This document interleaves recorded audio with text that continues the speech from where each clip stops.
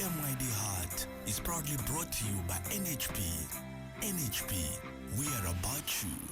99 FM, welcome to Master Your Destiny Heart. And as I was telling you earlier on in the show, we're very much looking forward to this interview and this topic in particular, because it's shedding light on what we feel has been such a neglected aspect in the fight against gender-based violence. Regan Trust is a registered non-profit organization designed to address and assist women and men who have been exposed to gender-based violence. And I have here from Regan Trust, James Itana. And what we're very excited to talk about, James. Oh, first and foremost, welcome to the show. Hi, thank you. And I must say I'm quite excited to be on the show. It's my first time, and I hope it's not going to be my last time. Oh, no. This is home now. This is home. Doors always open, coffee always flowing, water always being in glasses. Oh, I forgot to offer you water. But there is water if you need water. All right, awesome. So your organization, you guys recently created a talk show which serves as a platform for men to engage in a positive discussion about gender-based violence during and beyond the time of COVID. And I think, like I said, what we really loved about this talk show is that it's putting a spotlight in a place where when you see the discussion or the fight against gender-based violence, you just always see women in the forefront. Mm-hmm. So let's start there, the need for this show. Mm-hmm. Well, I mean, for us, the show that we sort of named or titled the What We Men Talk About show was, the idea was that we were going to create a show that would create a space where men can come and allow themselves to be vulnerable and to be very honest and have very transparent conversations about gender-based violence and, to have us explore what some of the real factors are that actually may increase men's perpetrating of gender-based violence. We had a consensus building workshop. I mean, that's what I call it, with a group of male activists. We got together in the room and I pitched the idea around, let's have this talk show, because we normally have workshops where we engage, upwards up to 25 participants, and we figured, it's not giving enough reach. We're not reaching enough men. We'd like to really have a platform that can reach as many men as possible. So we created the show, and we recorded about 11 episodes so far on the show. It's airing on our Facebook page, so it's airing on the Regain Trust Facebook page, and very soon it will be airing on One Africa, and we're quite excited to have it air on One Africa, and we believe that that's going to help us really reach more men. No, indeed. I was very fascinated by the title, actually. Yeah. How did that come about? Well, we sort of just opened up the floor. So we had a brainstorming session. I think we were about 6 guys, and we were like, what are we going to call this show? And we sat and we started brainstorming. And I think, one of the participants came up and said, it was Ben Schernick that came and said, what if we title the show What We Men Talk About? Because a lot of the times it's the notion of addressing gender-based violence has always been about, what women being at the forefront and women leading this work, rightly so. Yeah. But where are the men, and where do the men feature in these spaces? And we realized that, men don't create spaces where we talk about, intimate issues, where we talk about our vulnerabilities. We talk about, Manchester United or Liverpool having lost. Yeah. We talk about politics. We talk about all of these amazing superficial topics. But when it comes to real, matters of the heart, we don't have such a space. So we figured, okay, right, let's have a show, and let's call it, What We Men Talk About, sort of bringing to light what is said in the dark. So essentially what you created was a safe space for men. Exactly. But my other thing is that, what I loved the most is you created this safe space in which you talk about such heavy issues, but in a palatable way. Yeah. How did you manage that balance?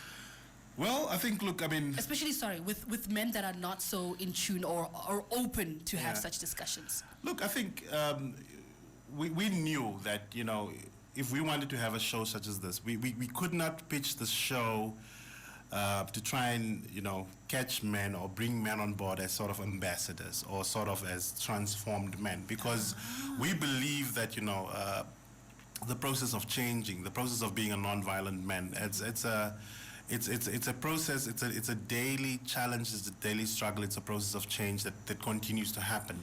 And you would have, even amongst ourselves. I mean, that's one of the things that came out during this workshop, little mini workshop that we had. That you may have a James, but James is still dealing with issues around patriarchy. James is still dealing with the fact that when I go home, I sometimes feel that I need to be the head of the household.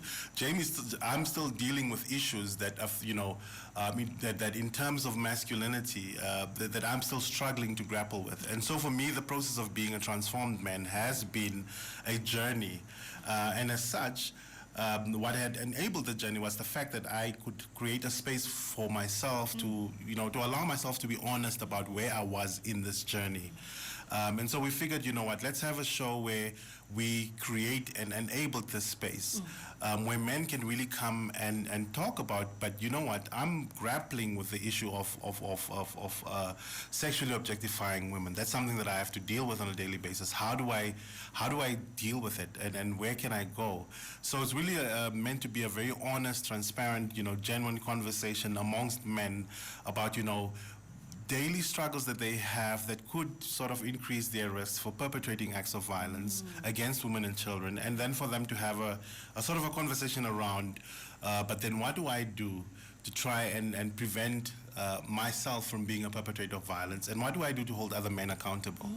It's really just a very intense, honest space that we're trying to create. I love the honesty part. Now, James, you've dealt with battered women, and now with this platform for the men, what women think about, talk about, you're on this other side of the lens. Yeah. Which topic or which episode surprised you the most?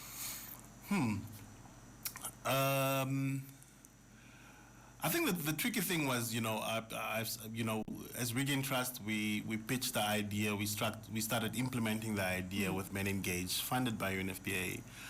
The challenging bit has been the fact that I'm not only just sort of, implementing the talk show, I'm also a direct participant in the show where I get to talk about, the issues that I'm grappling with. And I think the last episode for me would have been, the most intense episode because, I had myself, I had Tuli, and we talked about something very sensitive. We talked about, men having been victims and survivors of sexual violence. And we know that in Namibia or, globally, men don't come and talk about them having experienced sexual violence, be it at the hands of women or be it at the hands of men. So during that show, Tuli and I went into our past. We dug up our childhood and we literally put it out there, where we spoke about, incidences where I was coerced into a sexual relationship at a very young age. I think I was basically a toddler, and then going through my teenage years and how I would have older peers sort of, coercing me into sexual relationships. So for me, that was the most intense conversation, but a much needed conversation, because the hope was that, by us sort of putting ourselves out there, it would sort of encourage other men who may have experienced something similar to actually come out and seek help, because we know that there's this sort of we speak of a cross-generational transfer of violence, that you would have had a James who in his childhood would have experienced sexual violence, and then James becomes a perpetrator of sexual violence. And what we're basically trying to do in that particular episode was to try and sort of shed light to that we need to try and break that cycle. And in as much as, men have had these terrible experiences in their past, because we are now adults and we own the power, there's something that we can do about it. We can seek help, we can go and see a counselor, we can see a psychologist, and really start our journeys towards healing, because we know that, if I change and if I heal, then I know that my son, I can literally prevent my son from becoming a perpetrator of sexual violence in the future. It's true. As a woman, fortunately, if something of this nature were to happen to me, I know immediately that there's, a safe space for me to go, someone to call, and because we're very much aware, because we've had these conversations around our circles of girlfriends and our mothers and our aunts and even society. But as a man, sometimes they're not aware that I've just watched this episode, I got triggered, and I can't sleep. I'm tossing and turning. I go to work and you know what I mean? Yep. So where if I am a man and I've watched this and it's like that awakening because I've suppressed it so much, much, what is the first thing that that person should do in your advice? Well, like, what do you do? Well, I think, look, we have a number of organizations in Namibia, Regan Trust being one of them. We're not the only one. I mean, we have Lifeline Childline, we have Bell Esprit, we have so many different other organizations that offer psychosocial support services. And even during the show, this is what we allude to. We say that, men need to seek these services.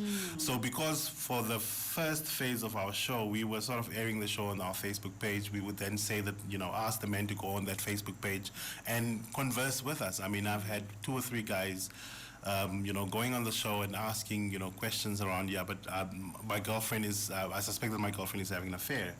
So we then, so look, we have a social worker within our office that offers free services, free psychosocial support services. Would you be willing to have that conversation? Yeah, sure, here's the number, you can contact them. And really that's what we're trying to do through this show, is to sort of avail these spaces, because I guess somewhere in our society we stereotyped NGOs as predominantly only focusing on women. Yes, we agree that the focus needs to be on women and children, but we must be able to create that space for men to also be able to seek services, because we are seeing that as sort of the prevention element around our GBV work. And what are some of the triggers that men can look out for? Because, as women, we are in tune with our feelings and our emotions. I know immediately when I'm going into depression. But I read somewhere that depression shows very differently in men. Or, when they go through things, it shows very differently in men. So what are some of the things that our men can look out for to just let you know that you're not okay? Yeah, I think, we've created a very toxic environment for men, and we have very unrealistic expectations of men. We expect them to be strong, to be almost like a superhero type of character, without the at least Superman had kryptonite, so he had some kind of a weakness. But with men, we say that you shouldn't showcase any weakness or any vulnerability at all. And I think that has been one of the biggest factors that has led to men either perpetrating acts of violence against themselves, against women, against children, against their communities, because we just don't create those spaces. And I think some of the telltale signs that I always speak about, having gone through it myself, has been the issue around, especially if we talk about intimate partner violence, for instance, which is something I'm quite passionate about talking about, is this whole issue around men and their deep-rooted insecurities. I often say that men who perpetrate acts of violence against their intimate partners are actually extremely, extremely insecure. And some of these signs would be, they would try and build walls around their partners with the pretense that I'm doing this to try and protect you, but they're actually trying to protect their own little insecurities. I mean, you have men who would have issues with, how you dress. Who you're friends with. No, you can't be friends with guys. What time of the day you come home. So policing you, basically policing you. And because I've gone through this myself, I can clearly identify the signs. You often have men that would sit and they would be preoccupied in their minds. Doesn't matter where they are, whether they're at work, whether they're at a social function, wherever they are, they're always preoccupied with, is my partner cheating on me? Is my partner having an affair? There's this constant sort of like a little livid movie playing in their minds of what their partner is doing with some other person. They're extremely insecure. And I've always said that, men that have those experiences have an increased likelihood to actually perpetrate violence against their partners. So, I mean, that would be a telltale sign. So if there are men out there who identify, but listen, I have a problem because I seem to always have these insecurities. And the interesting thing is, it doesn't matter that the relationship, you could be in this relationship right now, and then that relationship ends and you move into the next relationship. You take all of those skeletons of yours into that next relationship. Because you're still the same person. Yeah, and I think, one of the ways that I had identified it was because when I had, my partners that I dated, I would always blame them, that it was always them, and I was always suspicious. So, I never trusted them. I would always blame them and say that, it's because they cheated, it's because they cheated. It's only later on in life when I started trying to assess, but there must have been a common factor involving myself. I actually realized, but wait a minute, I have been dealing with deep-rooted insecurities about myself that I haven't dealt with. There were scars that came from the past of having been in a situation where I was sexually abused. And all of this is sort of now playing out now. And I need to go through a journey of healing. I need to see someone. I need to speak to someone about it. I need to see a psychologist. I need to see a counselor. And only when I started having these processes did I actually start the process of healing. And to be honest, it is a continued journey. Still. It's not to say that I've completely dealt with all of my insecurities. I mean, from time to time they do pop up.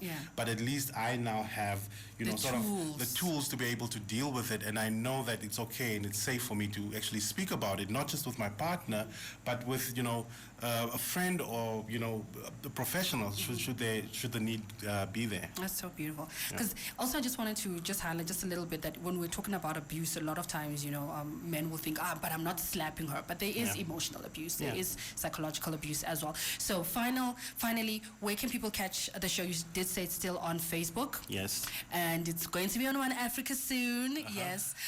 But in the meantime, for men that are seeking help, Regan Trust, where is it situated? How do they get in touch? Well, I mean, I often tell people that the easiest way to find us is on our Facebook page. We're quite active on our Facebook page. So, you know, you go to Facebook, just search for Regan Trust. You will find our page there. And then drop us a message. For those that, you know, don't have access to social media, you know, you can call us. I actually have the number of our head social worker here. Let me just get it. So you can contact our head social worker at 081-703-3203. I'll repeat that number. It's 081-703-3203. So should there be a man out there that's concerned and that needs help, they can always contact us. Thank you so much for coming, James. I always appreciate it. Awesome. And this is home now. This is home. Awesome. Doors open. Thank you. I'll be here on a regular, even though even if you don't invite me, You'll I'll still just pop in. Sort of pop in. Thanks. Awesome. And that was Regan Trust, a registered non-profit organization designed to address and assist women and men who have been exposed to gender-based violence. And today in particular, we were looking at